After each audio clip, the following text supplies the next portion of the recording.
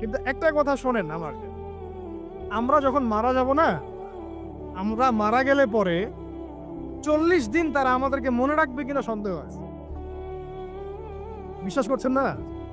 এই যে আমাদের অনেক আত্মীয় স্বজন মারা গেছে না, বছরে একটা বারো কি কবরস্থানে কেউ গিয়েছে? হয়তো যায়, মৃত্যুবার্ষিকী ওই দিন যায়, তাই না? দেখেন আমরা কিন্তু আস্তে আস্তে ভুলে গিয়েছি তাদেরকে, আমরা ব্যস্ত হয়ে গেছি। ঠিক একইভাবে তারাও আমাদেরকে ভুলে যাবে। এই জন্য আমি বারবার আপনাদেরকে মনে করে একটা কথা, আমার জীবন থেকে উপলব্ধি করি একটা কথা, যে একমাত্র আল্লাহ ছাড়া এই পৃথিবীতে এবং পরকালে আমাদের আপন বলে কেউ নাই। বাকি সবাই সবার স্বার্থের জন্য আছে। মানুষ মানুষের অবস্থানকেই মূল্যায়ন করে, মানুষ মানুষের অবস্থানকেই মূল্যায়ন করে। আল্লাহ রাব্বুল আলামিন আপনার ভিতরটাকে ভালোবাসেন। দেখেন আপনি যখন নামাজ পড়েন নাই, আল্লাহ পাক কিন্তু আপনাকে ধ্বংস করে দেন নাই। আল্লাহ পরম করুণাময় আপনাকে হেদায়েত দিয়ে নামাজি বানিয়ে দিয়েছেন। জীবনে অনেক পাপ করেছেন, ইনস্ট্যান্ট আল্লাহ পাক শাস্তি দিতে পারতেন, আল্লাহ পাক দেন নাই। আল্লাহ আপনাকে ভালোবাসেন, আল্লাহ আমাকে ভালোবাসেন। আল্লাহ পাকের এই ভালোবাসার ঋণটা শোধ করার জন্য হলেও নামাজি হয়ে যান, আল্লাহর পথে ফিরে আসেন, দিনের জন্য কিছু করেন, দিনের ফিকির করেন, পড়াশোনা করেন। প্রিয় ভাইরা, আল্লাহ পাক তৌফিক দান করুন। দেখুন, এই রিবা থেকে দূরে থাকার জন্য একটা হাদিস যথেষ্ট, যে 4 শ্রেণীর মানুষকে আল্লাহ রাসূল সাল্লাল্লাহু আলাইহি ওয়াসাল্লাম লাআনত করেছেন, অভিশাপ দিয়েছেন। ইনশাআল্লাহ আজকের লেকচার যাদের কানে যাবে, আমরা যদি না খেয়েও মরে যাই, আল্লাহ পাক না খেয়ে মারবেন না ইনশাআল্লাহ। রিজিক আছে, খাবো ইনশাআল্লাহ। কিন্তু হয়তো বা অভাব হবে, টাকা পয়সা একটু কম হতে পারে, অন্যের 10 তলা ফ্ল্যাট হবে, আমার হবে না, ঠিক আছে? অন্যের এত বিঘা বিঘা জমি আমার হয়তো হবে না, কিন্তু ইনশাআল্লাহ তাআলা এই যে দুনিয়ার মুসাফিরের জীবনটা, এটা মুসাফিরের জীবন না? মুসাফিরের জীবনটা কেটেই যাবে ইনশাআল্লাহ। কাটবে না? যে কোনো ভাবে কেটে তো যাবেই ইনশাআল্লাহ। এই যে পরকালের জীবনটা একটা চেতনার শক্তি, জানেন? দুনিয়াতে যত বাধা বিপত্তি আসুক, গাল মন্দ খান, গীবত তহমত খান, কষ্ট হোক, নির্যাতন হোক, একটা বিষয় মনের মধ্যে শান্তি দেয়। কি শান্তি? যে এই দুনিয়ার জীবনটা তো আর চিরস্থায়ী নয়, এটা তো আর সারা জীবন থাকবে না। ইনশাআল্লাহ এই অবস্থা আস্তে আস্তে পরিবর্তন হয়ে যাবে। ফাইন্না মাআল উসরি ইউসরা। পরকালে ইনশাআল্লাহ পাবো, দুনিয়াতে না পেলে কি হয়েছে, পরকালে পাবো ইনশাআল্লাহ। যুবক ভাই, এসব জেনা ছেড়ে দেন, আল্লাহ রাব্বুল আলামিন আপনার জন্য হুর রেখেছেন জান্নাত, ইনশাআল্লাহ পাবেন ইনশাআল্লাহ। এটা ছেড়ে দেন, সুদ ছেড়ে দেন, আল্লাহ পাক আপনার জন্য হাউজে কাউসার রাখছে ইনশাআল্লাহ। ঠিক আছে? অন্যায় পাপ ছেড়ে দেন, আল্লাহ রাব্বুল আলামিন আপনার জন্য জান্নাত রেডি করে রাখছে ইনশাআল্লাহ। এই দুনিয়ার জীবনটা ধোঁকা, একটা ছোট্ট জীবন, পুরা ধোঁকা, কিচ্ছু নাই এর মধ্যে। আমার কথা শোনেন, এই দুনিয়ার জীবনে কিছুই নাই। চারপাশে অনেক কিছু মনে হবে, আপনার বাড়ি আছে, গাড়ি আছে, স্ট্যাটাস আছে, টাকা পয়সা, প্রতিপত্তি সব আছে।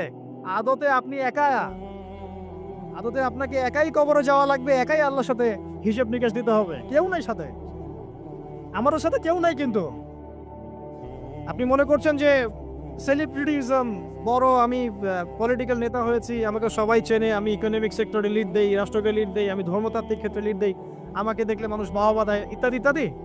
দিন শেষে আমি একা, আপনিও একাই, আমাকেও একাই যেতে হবে, আপনাকেও একাই যেতে হবে।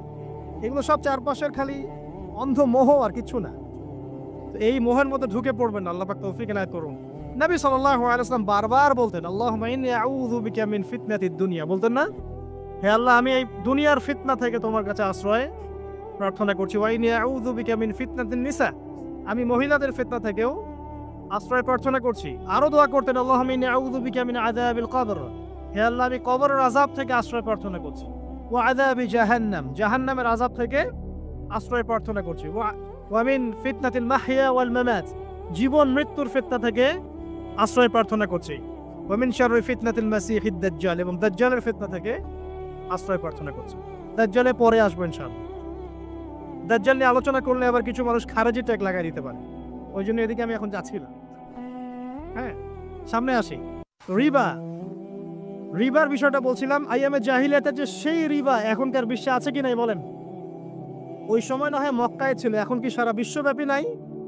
বিশ্বের কোনো কান্ট্রি রিবা মুক্ত না, বিশ্বের কোনো দেশ রিবা থেকে মুক্ত থাকতে পারবে না, এই বিশ্ব পরিচালনা যারা করছে ওদের আন্ডারে থাকলে। কখন কখন হবে বিশ্ব রিবা মুক্ত? একদিন বিশ্ব রিবা মুক্ত হবে ইনশাআল্লাহ। একদিন না একদিন এই বিশ্বটা সুদ মুক্ত হবে ইনশাআল্লাহ তাআলা।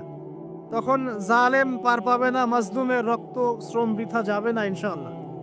কবে কত বছর পর আমি জানি না, কিন্তু এতটুকু জানি যে মালহামার পরে যখন আল মাহদি আসবেন এবং তারপর যখন মাসিহুদ দাজ্জাল বের হবে এবং ঈসা ইবনে মারইয়ামকে আল্লাহ পাক নামিয়ে দিবেন, তার হাতে যখন দাজ্জাল নিহত হবে এবং জেরুজালেম থেকে যখন পুরো বিশ্ব শাসন করা হবে মুসলিমদের হাতে, তখন রিবা বলে কিচ্ছু থাকবে না পৃথিবীর। তার আগ পর্যন্ত এই অবস্থা সলভ হবে কিনা আমরা জানি না, হতেও পারে নাও হতে, তবে ওই সময় যে হবে নিশ্চিত ইনশাআল্লাহ। আসুন, আইয়ামে জাহিলিয়াতের আরেকটা বড় পাপ ছিল যে এক ভাই বলেছেন, সেটা হচ্ছে নারীর অবমাননা। কে বলেছে এই কথাটা? সামনে একজন। হ্যাঁ, আইয়ামে জাহিলিয়াতের অন্যতম একটা সেরা পাপ ছিল কি? নারীর অবমাননা। এটা নিয়ে কি বলতে হবে? এখন ধর্মের মধ্যেও আমরা নারীদেরকে অবমাননা করছি। বহু নামাজি ব্যক্তি আছে আমাদের মধ্যে, দেখবেন বোনের সম্পত্তি দেয় নাই, মেয়েকে শিক্ষিত করতে চাচ্ছেন না। কেন চাচ্ছেন না? ওর কি অধিকার নাই শিক্ষার? আপনি কি জানেন যে আয়েশা রাদিয়াল্লাহু আনহার কাছে বহু সাহাবী হাদিসের তালিম নিয়েছেন, বহু হাদিস শিখিয়েছেন কে? মা আয়েশা রাদিয়াল্লাহু আনহা। তো তিনি যদি শিক্ষিত না হতেন, শেখাতে পারতেন? তো মেয়েদের শিক্ষার দরকার আছে না?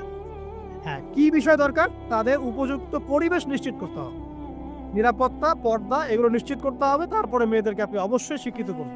ঘরের কোণে বসে রাখতে কে বলেছে? আপনি নিরাপদ পরিবেশ দেন, পর্দা দেন, তারা মাদ্রাসা যাবে, পড়াশোনা করবে। ঠিক আছে? আল্লাহ পাক আমাদের মা বোনদেরকে শিক্ষিত করার তৌফিক দান করুন, আমিন। ভালো ভালো কোয়ালিটি সম্পন্ন মহিলা মাদ্রাসা গড়ে তোলেন। আর মেয়েরা যদি শিক্ষিত না হয়, তাহলে আমাদের বাড়ির বউরা শিক্ষিত হবেন। আর বউ শিক্ষিত না হলে আপনি একা শিক্ষিত হয়ে লাভ নাই। তখন ওই যে বললাম টর্চার সেল, ওই টর্চার সেলে ঢুকতে হবে আর কি। কথা বুঝতে পারছেন না? আগে বিয়ে শাদী করেন, বুঝবেন ইনশাআল্লাহ।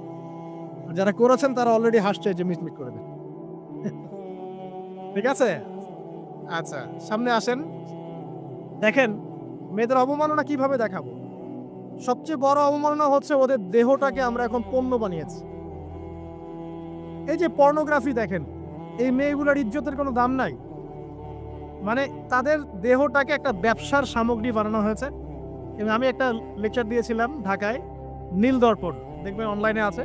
ওখানে আমি স্ট্যাটিস্টিক দেখিয়েছি যে সারা বিশ্বে এই যে আমেরিকায় শুধুমাত্র $12 বিলিয়ন ব্যবসা করে পর্ন দিয়ে। এটা একটা ব্যবসা, একটা ইন্ডাস্ট্রি। যেমন ফিল্ম ইন্ডাস্ট্রি আছে, আপনার গানের ইন্ডাস্ট্রি আছে না, এরকম একটা ইন্ডাস্ট্রি হচ্ছে এই পর্ন ইন্ডাস্ট্রি। এখানে সবাই অ্যাক্টর অ্যাক্ট্রেস, এরা হচ্ছে অভিনেতা অভিনেত্রী। এখানে যা দেখানো হয় এগুলো কিন্তু রিয়েল না, বাস্তব না, সব ফেক। বুঝতে পারছেন না কথা? এগুলো অভিনয়, এগুলো ফেক। এবং এটা একটা ইন্ডাস্ট্রি, এর মধ্য দিয়ে মেয়েদের দেহটাকে পণ্য বানিয়ে সারা বিশ্বে ব্যবসা করছে। এবং এর একটা অন্যতম উদ্দেশ্য হচ্ছে মুসলিম যুবকদের ঈমান যেন নষ্ট করা যায়। কারণ মুসলিম যুবকদের ঈমান চলে গেলে তারা নিশ্চিন্ত যে ওদের পথে আর কেউ বাধা নাই। কারণ ওদের এই জুলুমের পথে বাধা যদি কেউ দিতে পারে, তাহলে কারা দিবে? মুসলিমরা। আর মুসলিমদের মধ্যে সবচেয়ে শৌর্য বীর্য কাদের মধ্যে থাকে? যুবকদের মধ্যে। যুবকদের ঈমান যদি চলে যায়, তাহলে এদের আর কোনো সমস্যা নেই। এই বিষয়টা খেয়াল করবেন যে এটা একটা ইন্ডাস্ট্রি। সো এখানে আমরা মেয়েদের দেহটাকে আমরা কি বানিয়েছি? পণ্য বানিয়ে দিয়েছি। আর এখন তো চলছে কাপড় খোলা সংস্কৃতি। প্রত্যেকটা সেক্টরে আপনি গিয়ে দেখবেন মেয়েদের ইজ্জত, সম্মান, আব্রুটাকে উন্মুক্ত করে এটাকে দিয়ে আমরা বিজনেস করছি। এটা একটা বিজনেস।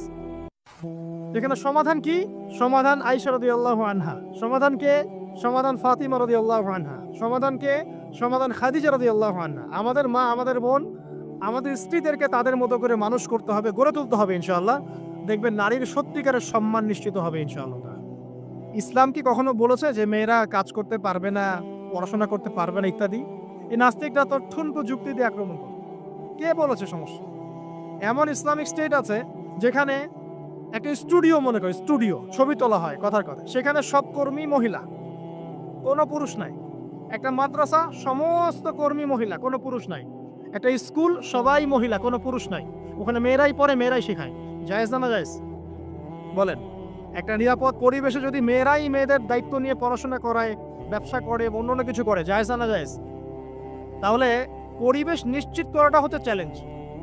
ইসলাম বলছে না যে আপনি তাকে একদম অজ্ঞ করে রেখে ঘরের কোণে ফেলায় রেখে দেন, তাকে আপনি পড়াশোনাও শেখাবেন না, সম্পত্তির অধিকারও দিবেন না, কিছুই না। এগুলো ইসলাম কখনো বলেনি। বলেছে? আরে বোকা মানুষ, রাসূলুল্লাহ সাল্লাল্লাহু আলাইহি ওয়াসাল্লামের সময় তো মহিলা সাহাবীরা উহুদের যুদ্ধ করেছে। কি শুনলেন? রাসূল সাল্লাল্লাহু আলাইহি ওয়াসাল্লামের সময় মহিলা সাহাবী উহুদের যুদ্ধও করেছে। উহুদের যুদ্ধের নাম শুনেছেন? ওখানে মহিলা সাহাবীও ছিল তীরন্দাজ। তাহলে মহিলাটা কি করে নাই নবীর যুগে? খাদিজা রাদিয়াল্লাহু আনহা যত বড় ব্যবসায়ী ছিলেন, এখন এত বড় ব্যবসায়ী পাবেন? কোন মেয়ে আছে এত বড় ব্যবসায়ী? উসমান রাদিয়াল্লাহু আনহু যত বড় বিজনেসম্যান ছিলেন, এখন এত বড় বিজনেসম্যান আছে? তো কি ছিল না সেই স্বর্ণ যুগে? ওই স্বর্ণ যুগের সুন্নতি আমাদেরকে আমল করতে হবে। আল্লাহ পাক তৌফিক এনায়েত করুন, আমিন। প্রিয় মা ও বোনেরা, পর্দা ছাড়বেন না। আপনাদের জন্য 4টা কাজ: স্বামীর আনুগত্য করা, লজ্জাস্থানের হেফাজত করা, আপনার 5 ওয়াক্ত সালাত ঠিকঠাক মতো আদায় করা এবং রমজান মাসে সাওম রাখা। নবীজি বলেছেন সাল্লাল্লাহু আলাইহি ওয়াসাল্লাম, জান্নাতের যে কোনো দরজা দিয়ে ইচ্ছা আপনি প্রবেশ করতে পারবেন। আপনার জন্য সহজ। আর স্বামীর আনুগত্য বলতে আমি বুঝাইনি স্বামীর দাসত্ব করতে হবে, এটা বলি নাকি। এখনকার কিছু ফ্যামিলিস্ট মেয়ে আছে, ওরা আনুগত্য শব্দ মনে হয় যে দাসত্ব মনে হয়। আনুগত্য আর দাসত্ব এক জিনিস না। আনুগত্য কি? স্বামী কোরআন সুন্নাহর অনুকূলে কোনো কথা বলেছে, আপনি মানবেন। স্বামী বলছে পর্দা করো, তোমাকে ভালোবেসে বলছি তুমি পর্দা করো, তুমি আমার অনেক প্রিয় একজন মানুষ, তুমি বেপর্দায় বাইরে যাবা, লোকজন দেখবে, কেমন হয়? ঠিক আছে, তোমাকে তো আমি বিয়ে করেছি, তুমি আমার মানুষ, তোমাকে দেখবে কেন? ঠিক আছে, তো এখন স্বামী ভালো কথা বলেছে, আপনি শুনলেন, এটা আনুগত্য। আর ওই স্বামী যদি বলে আসো তো আমার কলিগরা এসেছে, ওকে খাবার সার্ভ করতে হবে, আসো খাবারটা পরিবেশন করে, এখন আপনি বেপর্দা হয়ে আপনার স্বামীর কলিগের সামনে খাবার পরিবেশন করতে শুরু করলেন, এটা কি আনুগত্য করতে হবে? এটা তখন আপনি আনুগত্য করবেন না। সিম্পল, কোরআন সুন্নাহর অনুগত কাজে আপনি স্বামীর আনুগত্য করবেন, বিপরীতে গেলে আপনি করবেন না। স্বামীর আনুগত্য মানে স্বামীর দাসত্ব নয়। আর এই হাদিসটা আপনি কেন ভুলে যান যে আল্লাহ রাসূল সাল্লাল্লাহু আলাইহি ওয়াসাল্লাম বলেছেন, আল্লাহ ছাড়া যদি কাউকে সেজদা করা যেত, সম্মান বুঝাচ্ছেন, আল্লাহ ছাড়া যদি কাউকে সেজদা করা জায়েজ হতো, আমি মেয়েদেরকে বলতাম যেন স্বামীকে সেজদা করে। কেন? কারণ আপনাকে রেসপন্সিবিলিটি, আপনার খাবার, আপনার ফুড, আপনার শেল্টার, আপনার মানে পুরো দায় দায়িত্ব নিজের হাড় ভাঙা পরিশ্রম দিয়ে, জীবনের ঝুঁকি নিয়ে স্বামী আপনার জন্য করে। সে আপনার সম্মান পাওয়ার যোগ্য তো? সে কি আপনার সম্মান পাওয়ার যোগ্য নয়? আপনি যদি সম্মানের হক আদায় না করতে পারেন তাহলে আপনি অকৃতজ্ঞ। আর অকৃতজ্ঞ মেয়ে কখনো জান্নাতে যাবে? একটা হাদিসে আছে, বেশিরভাগ মেয়ে জাহান্নামের যাওয়ার অন্যতম কারণ হচ্ছে তারা স্বামীর সাথে কুফরি করে। কি করে? মানে সারা জীবন স্বামী ভালোবেসে যায়, ভরণ পোষণ দিয়ে যায়, সব চাহিদা পূরণ করে যায়, একদিন দেখবেন কথা কাটাকাটি হয়েছে, ওই দিন বলে বসবে যে তোমার কাছে আমি কিচ্ছু পাইনি সারাদিন। এই যে কুফরি, এই কারণে তারা জাহান্নামে যেতে পারে বেশি। আল্লাহ হেফাজত করুন। আরেকটা কারণ হচ্ছে যে বেপর্দা। আপনাকে 4টা মূলনীতি ফলো করতে হবে। 1, এমন কোনো পোশাক পরবেন না যে পোশাকটা আঁটো-সাঁটো, যেটা পরলে আপনার গায়ের কাঠামো বোঝা যায়। এটা বোরখা হলেও পরা যাবে না। আমি কি বুঝাতে পারছি? ডিজিটাল বোরখা দেখেন নাই? দেখছেন? মাশাআল্লাহ। আর কারা কারা দেখছেন? এদিকে চোখ বেশি যায় না? আচ্ছা, এমনি দেখা যায়, চোখ দিতে হয় না, এমনি দেখা যায়। ডিজিটাল বোরখা চলবে না, ডিজিটাল বোরখা চলবে না। আমার মত, এটা আমি মত দিচ্ছি, আমি আল্লাহর রাস্তায় সময় দিয়েছি অনেক দিন, এবং এখানে যে পর্দাটা শেখানো হয় এরকম পর্দা আমি অন্য কোথাও দেখিনি। এত চমৎকার পর্দা শেখানো হয়। কারা কারা সময় লাগিয়েছেন? 3 দিন 7 দিন সময় দিয়েছেন কারা কারা? বেশিরভাগই দেন নাই, সমস্যা নাই, দিতে হবে। আমি বাধ্যতামূলক বলিনি আপনাকে, বলেছি এখানে পর্দা শেখানো হয়, চমৎকার পর্দা শেখানো হয়, যে এখানে চোখটা পর্যন্ত তাদের ঢেকে রাখার তালিম দেওয়া হয়। যাই হোক, যেখানেই শেখেন অ্যাটলিস্ট পর্দাটা শিখলেই হলো। এমন পোশাক হবে না যেই পোশাকটা আঁটো-সাঁটো, যেটা পরে আপনার গায়ের কাঠামো বোঝা যায়। 2 নম্বরে এমন পোশাক পরা যাবে না যে পোশাকটা পরলে বাহির থেকে ভিতরের অঙ্গ দেখা যায়। দেখেছেন? দেখেন নাই? দেখছেন হুজুর? আচ্ছা, আপনারা তো সব দেখেন দেখি। তারপরে 3 নাম্বার, এমন পোশাক পরা যাবে না যেটা অমুসলিমদের সাথে সাদৃশ্য আছে। কথা বুঝতে পারছেন? অমুসলিমদের ধর্মীয় বিষয়ের সাথে সাদৃশ্য আছে এমন পোশাক মুসলিম মেয়েদের পরা যাবে না। এর মানে এই নয় যে অন্য ধর্মকে আপনি আক্রমণ করবেন, এটাও নয়। যে যার ধর্ম তাদের স্বাধীনতা মতো পালন করবে। মুসলিমরা বাধা দিবে? দিবে না। মুসলিমরা দাওয়াত দিতে পারে। কি করতে পারে? দাওয়াত দিতে পারে যে ভাই যে লা ইলাহা ইল্লাল্লাহর কনসেপ্ট আপনাকে বুঝাচ্ছি, আল্লাহ ছাড়া কোনো মাবুদ নাই, মুহাম্মদ সাল্লাল্লাহু আলাইহি ওয়াসাল্লাম সর্বশেষ রাসূল, এই কোরআন পড়ুন, হাদিস পড়ুন, দেখুন এটাই হচ্ছে মানবতার মুক্তির সনদ। এরপর যদি সে ইসলাম কবুল করে আলহামদুলিল্লাহ, যদি না করে এর হিসাব কে দিবে? সে নিজে দিবে। এর হিসাব কি আমাকে দেওয়া লাগবে? দেওয়া লাগবে না। তো অমুসলিমদের সাথে সাদৃশ্য আছে এমন পোশাক চলবে না। আর 4 হচ্ছে পুরুষরা মেয়েদের পোশাক পরতে পারবে না, মেয়েরা পুরুষদের পোশাক পরতে পারবে না। জি, আপনাদেরকেই বলছি, আপনারা জিন্স পরতে পারবেন না, মেয়েদেরকে বলছি, এবং টি শার্ট পরতে পারবেন না। আপনারা ওই যে যা ইচ্ছা তাই ড্রেস পরে বলবেন যে হাজার বছরের সভ্যতা সংস্কৃতি, এসব বাজে কথা চলবে না এখানে। এটা হাজার বছরে কোনোদিন আমাদের দাদা নানিরা এগুলা কখনো পরে নাই, পড়ছে? আপনার দাদি কখনো এরকম পরছিল শাড়ি? ওই যে বলবো হাজার বছর থেকে পরে আসতেছে নাকি? সুবহানাল্লাহ। তো এখানে বিষয়টা হচ্ছে পুরুষ মেয়ের পোশাক পরতে পারবে না, মেয়ে পুরুষের পোশাক পড়তে পারবে না। আমি খুব সংক্ষিপ্ত করে আপনাকে কোরআন সুন্নাহ থেকে 4টা মূলনীতি বলে দিলাম। এই 4টা মূলনীতি কোরআনেও আছে, হাদিসেও আছে। আসেন, এই যে নারীর অবমাননা, এই বিষয়টা আইয়ামে জাহিলিয়াতে যেমন ছিল, এখন দেখবেন আরো বড় পরিসরে এসেছে। আসলে এই যে ফ্যাশন শো, দেহের প্রদর্শনী, বিভিন্ন ফিল্মস দেখবেন, ফিল্ম ইন্ডাস্ট্রিজে দেখবেন, মিউজিকে দেখবেন, পর্নে দেখবেন, মেয়েদের দেহটাকে নিয়ে ব্যবসা করা হচ্ছে। আগে তো না হয় কন্যা সন্তান হলে জীবন্ত পুঁতে ফেলতো নাকি? এখন যদি গর্ভের বাচ্চা মেয়ে জানে, অনেকে আগেই মেরে ফেলে। বুঝেন নাই মনে হয়? অনেকে যদি জানে যে গর্ভে মেয়ে সন্তান আছে, আগেই মেরে ফেলে। এমন অনেক দেশ আছে, আমি নাম বলছি না দেশের সঙ্গত কারণে, যে সেই দেশে এরকম মেয়ে সন্তানকে এই যে খালাস করে ফেলার, নষ্ট করে ফেলার, ভ্রূণ নষ্ট করার আলাদা ক্লিনিক আছে, আলাদা হসপিটাল আছে। বলে নাউজুবিল্লাহ। তো আসলে ওই 1450 বছর আগের মানুষটা বেশি বর্বর ছিল না আমরা বেশি বর্বর? এই অধিকারের কথা বলে বলে আমরা মেয়েদের দেহটাকে নিয়ে এখন মস্করা করছি, তামাশা করছি। সবচেয়ে সেরা অধিকার কোথায় পাবে? কোরআনে পাবে, হাদিসে পাবে, ইসলামে পাবে। তার পর্দা নিশ্চিত হবে, দেহ সেফ থাকবে, তার ইজ্জত নিশ্চিত হবে, ইজ্জত সেফ থাকবে, তার সম্মান সেফ থাকবে, তাকে রাজরানীর মতো স্বামী বাসায় রাখবে, কারণ সে হচ্ছে তার কাছে সবচেয়ে মূল্যবান প্রিয় বস্তু। শুধু তাই নয়, সম্পত্তির অধিকার তাকে দিতে হবে। একজন মেয়ে তার ভাইয়ের সম্পত্তি পাবে, তার বাবার সম্পত্তি পাবে, তার স্বামীর সম্পত্তি পাবে, সব দিক থেকে সে সম্পত্তি পাবে। আর একজন ছেলে কিন্তু সব দিক থেকে সম্পত্তি পাবে না। এই বিষয়গুলো যখন এক শ্রেণীর মানুষ বোঝে না, তখন ইসলামের বিরুদ্ধে অহেতুক প্রপাগান্ডা চালানো শুরু করে। সবচেয়ে সেরা সম্মান রক্ষার উদাহরণ দেয়া হয়েছে ইসলামে, কোরআনে এবং হাদিসে। এই কথাটা আপনাদের মা বোনদেরকে বুঝাবেন, তবে নম্রতার সাথে বুঝাবেন, কারণ উচ্চবাচ্য করলে তারা কথা শুনবে না। আর আল্লাহ রাসূল সাল্লাল্লাহু আলাইহি ওয়াসাল্লাম বলেছেন, কিছুটা বাঁকা হাড় দিয়ে তাদেরকে তৈরি করা হয়েছে। যদি আপনি শক্ত করে চাপ দিতে যান তাহলে ভেঙে যাবে, আর যদি আপনি ওই অবস্থায় ছেড়ে দেন তাহলে বাঁকাই থেকে যান। এখানে আপনাকে হিকমা অবলম্বন করতে হবে। আল্লাহ পাক তৌফিক দান করুন। একটা বিষয় বলছিলাম, ওই যে শিরকের পাপ এখন গ্লোবালাইজেশন হয়েছে না, ওই সুদের পাপ এখন গ্লোবালাইজেশন হয়েছে না। গ্লোবালাইজেশন বোঝেন? মানে বিশ্বায়ন, পুরো বিশ্বে ছড়িয়ে পড়েছে না। আরেকটা হচ্ছে এই যে মেয়েদের অবমাননা, এটা সারা বিশ্বে ছড়িয়ে পড়ে নাই? আচ্ছা, আর দুটা বলবো, এরপর বলে আমি শেষের দিকে যাচ্ছি। আসা, একটা হচ্ছে মাদক। আইয়ামে জাহিলিয়াতের অন্যতম সেরা পাপ ছিল কি?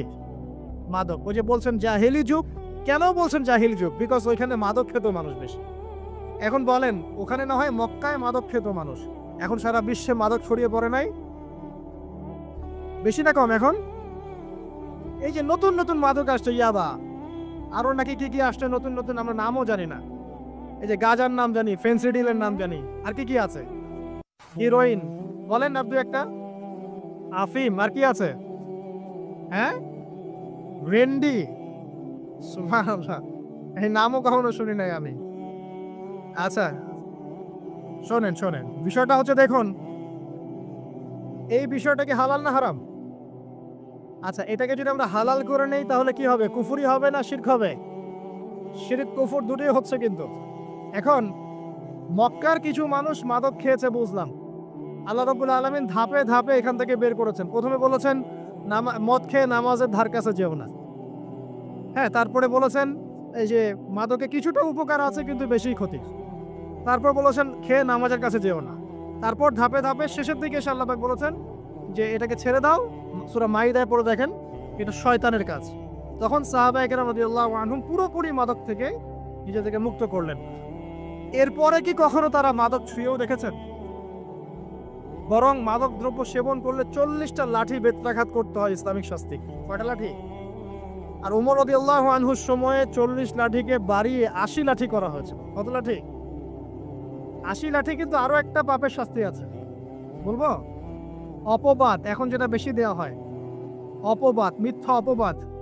সতী সাধী নারীর উপরে মিথ্যা অপবাদ, এর শাস্তি হচ্ছে 80 লাঠি।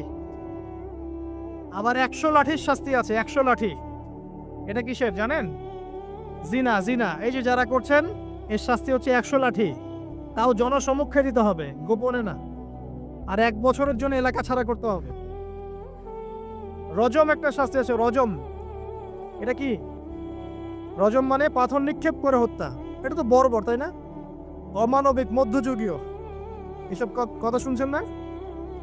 শোনেন, কিছু কিছু বিষয় আছে যে বিষয়গুলো করার পরে এই পৃথিবীতে মানুষ বেঁচে থাকার অধিকারটা হারিয়ে ফেলে। কথা বুঝতে পারছেন না মনে হয়? কিছু কিছু পাপ আছে, এগুলো করলে পরে মানুষ এই পৃথিবীতে বেঁচে থাকার অধিকারটা হারায় ফেলে। যেমন কোনো বিবাহিত ব্যক্তি যদি জেনা করে, নাউজুবিল্লাহ। কোনো ছেলে যদি কোনো ছেলের সাথে যৌন সম্পর্ক করে, সমকামী করে, বা এটাকে গে মানে যেটা কি বলে, সমকামিতা, ঠিক আছে? এই কাজ যদি কেউ করে, নোংরা কাজ যদি কেউ করে, কোনো মেয়ে যদি কোনো মেয়ের সাথে এরকম কোনো কাজ করে, একই পাপ। এইসব পাপ করলে পরে এই পৃথিবীতে বেঁচে থাকার অধিকারটা সে হারিয়ে ফেলে। কথা কি বুঝতে পারছেন? আচ্ছা, তখন শাস্তি হচ্ছে আল্লাহ রাব্বুল আলামিন পাথর নিক্ষেপ করে হত্যা করতে বলেছেন। কারণ হচ্ছে সে এত গর্হিত একটা কাজ করেছে যেটা এই শাস্তি পাওয়ার সম্পূর্ণ যোগ্য। এবং কওমে লূত নামে যে কওম ছিল, ওই কওমটাকে আসমানে উঠিয়ে আল্লাহ পাক পাথর বর্ষণ করে এভাবেই শেষ করে দিয়েছে। জর্ডান একটা দেশ আছে না, জর্ডান? জর্ডানের পাশে ডেড সি নামে একটা জায়গা আছে, ডেড সি, মৃত সাগর। ওইখানে সাদুম নামে একটা গোত্র থাকতো। কোন গোত্র? সাদুম। ওই সাদুম গোত্র এরকম সমকামী ছিল। আল্লাহ রাব্বুল আলামিন লূত আলাইহিস সালামকে পাঠিয়েছিলেন, তারা হেদায়েতের বাণী শোনে নাই। আল্লাহ পাক ওদেরকে আসমানে উঠিয়ে পাথর নিক্ষেপ করে উল্টা দিকে দাফন করে দিয়েছেন। নাউজুবিল্লাহ। কিছু কিছু পাপ আল্লাহ পাক সহ্য করেন না, আল্লাহ পাকের আরশ কেঁপে ওঠে। এই পাপগুলো সেরকম পাপ। কথা বুঝতে পারছেন? তো এই যে জিনা, পর্নোগ্রাফি, ব্যভিচার, পরকে, এগুলোর মধ্য দিয়ে আমরা নারীর অবমাননা করছি না? এবং ধর্মের মাধ্যমে মাঝে মাঝে করছি, যখন আমরা ধর্মের নামে মেয়েদের অধিকার দিচ্ছি না। অনেকেই সম্পত্তির অধিকার দিচ্ছেন না, অনেকেই শিক্ষিত করছেন না, অনেকেই আরো এই যৌতুক নিচ্ছেন না। যৌতুক নিচ্ছেন না অনেকেই, যে বিয়ের সময় যৌতুক নেয়, এটা তো মেয়ের উপর, মেয়ের পিতার উপর টর্চার করা। সম্পূর্ণ হারাম, সম্পূর্ণ হারাম। তারপরে দেখবেন, রিপোর্টগুলো পড়ে দেখবেন যে এই বছর 2000 কত, এটা 22, এই 22-এই গভর্নমেন্ট রিপোর্ট অনুযায়ী নিবন্ধিত প্রায় 1339টা ধর্ষণের মামলা হয়েছে। তো এটা এখন অ্যাভেলেবল, যে কোনো সব জায়গায় ধর্ষণ হচ্ছে, এখন অ্যাভেলেবল। মানুষ এটাকে স্বাভাবিক মনে করছে, এখন নর্মাল। ধর্ষণ হতেই পারে, মানুষ এখন এমন মনে করছে। প্রত্যেক দিন পেপার খুলবেন, দেখবেন রেপের খবর। প্রত্যেক দিন খবর শুনবেন ধর্ষণের খবর। আর সব খবর তো আসে না, আসে হয়তো 10%, 20%, 30%, বেশিরভাগই আসে না। এলাকায় মোড়ে মোড়ে দেখবেন, গ্রামে গঞ্জে শহরে বন্দরে খালি ইফটিজিং দেখবেন, খালি ইফটিজিং। মেয়েদেরকে যৌন হয়রানি করা হচ্ছে, বাসে, অটোতে, টেম্পুতে, সব জায়গায়। বাসের মধ্যে মেয়েকে রেপ করে ফেলা হচ্ছে। একটা বাচ্চা মেয়ে যে বোঝেও না যে সেক্সুয়াল বিষয়গুলো কি জিনিস, ওকেও রেপ করা হচ্ছে। এই যে মহামারী, আপনি তো বুঝতে পারছেন না যে আমরা কোন সমাজে আছি। এই সমাজে আপনার মেয়ে তো সেফ না, আমার মেয়ে তো সেফ না। আমার মেয়ে, আপনার মেয়ের ভবিষ্যৎ কি হবে, এর ভবিষ্যতের নিশ্চয়তা কে দিবে? আপনার মেয়ের ইজ্জতের ভবিষ্যতের নিশ্চয়তা কে দিবে? এই নিশ্চয়তা দেওয়ার মতো মানুষ কোথায়, নেতা কোথায়? কারো ঘরের স্ত্রী, কারো ঘরের বোন, কারো ঘরের মেয়ে এখন সেফ না। যে কোনো জায়গায়, যে কোনো বাসে, ট্রাকে, ট্রেনে, অটোতে, সব জায়গায় হতে পারে। আর এগুলোকে আমরা প্রমোট করছি, এখন নগ্নতাকে প্রমোট করছি, পর্নকে প্রমোট করছি। এই নগ্নতা, পর্ন, এসব দিয়ে মানুষের মাথাটাকে পুরো জানোয়ার বানিয়ে ফেলা হয়েছে। পণ দেখাতে দেখাতে ছেলেদের মাথাটাকে জানোয়ার পশু বানিয়ে ফেলা হয়েছে। এরা এখন বোঝে না যে মেয়ে কি জিনিস, মা কি জিনিস, বোন কি জিনিস, তাও বোঝেন না। ভাই ভাই বোনের সাথে জেনা করেছে, চাচাতো বোন চাচাতো ভাইয়ের সাথে জেনা করছে, চাচাতো ভাই ফুফাতো বোনের সাথে জেনা করছে। রংপুরের খবর শুনলাম যে মায়ের সাথে ছেলেও জেনা করেছে, নাউজুবিল্লাহ। এগুলো কেন হচ্ছে? এই মহামারী কেন হচ্ছে? কি সমাধান দিবে? সমাধান ইসলামে ছিল, আমরা নেই নাই। সমাধান হচ্ছে, প্রথম সমাধান অশ্লীলতার মহামারী বন্ধ করতে হবে, পর্দা নিশ্চিত করতে হবে, পর্নোগ্রাফির সমস্ত সাইটগুলো বন্ধ করে ফেলতে হবে। আজকের নিউজ দেখেছি আমি, এটা আমি ধন্যবাদ জানাই বাংলাদেশ গভর্নমেন্টের যে তথ্য প্রযুক্তির যে সেন্টার আছে, প্রায় 26,000 পর্ন সাইট তারা বন্ধ করে দিয়েছে, আলহামদুলিল্লাহ। তো কথা বললে তো কাজ হবে, কথা না বললে কাজ হবে কিভাবে? 26,000 পর্ন সাইট তারা বন্ধ করে দিয়েছে। যখন সমাজের মানুষ পর্ন দেখতে দেখতে পশু হয়ে গেছে, আপনি বাইরে এই যে আলখাল্লা টুপি দাড়ি পরে ঘুরলে লাভ আছে? ভিতর থেকে তো আপনি পশু। দেখবেন মসজিদ ইমাম সাহেব নামাজ পড়াতে এসেছে, বাসায় পর্ন দেখে আসছে, নামাজে কোনো মনোযোগ নাই। দেখবেন টাপাটাপ নামাজ পড়ছে, কোনো মনোযোগই নাই, পর্ন দেখে। ইমানের আলোচনা করবেন, খুব লাফালাফি করলো, 2 দিন পর দেখবেন কোনো খবর নাই, পর্ন দেখতে দেখতে ভিতরটা শেষ, ড্যামেজ। পর্নোগ্রাফিতে যে একবার আসক্ত হয়েছে, তার মধ্যে ইমানের কোনো তেজই থাকবে না, কোনো তেজ থাকবে না। এখন আলেম জালেম সবার ফোনে ফোনে দেখবেন পর্ন চলে আসতেছে, কেউ দেখতে না চাইলেও তাকে দেখতে বাধ্য করা হচ্ছে। ফেসবুকে ঢুকবেন, নগ্ন দৃশ্য।